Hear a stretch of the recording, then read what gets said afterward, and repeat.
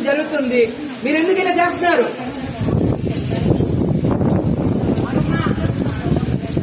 చెప్తున్నా, క్లారిటీగా చెప్తున్నా. ఎస్పీ అధికారులు వచ్చి మొత్తం చెప్తున్నారు, మీకు అర్థం కావట్లేదు.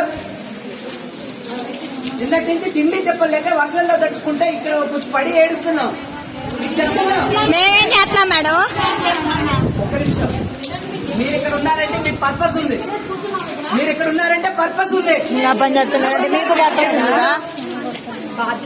మీరు ఇక్కడ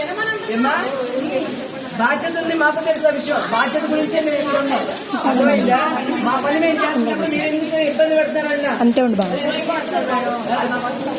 చూసారా?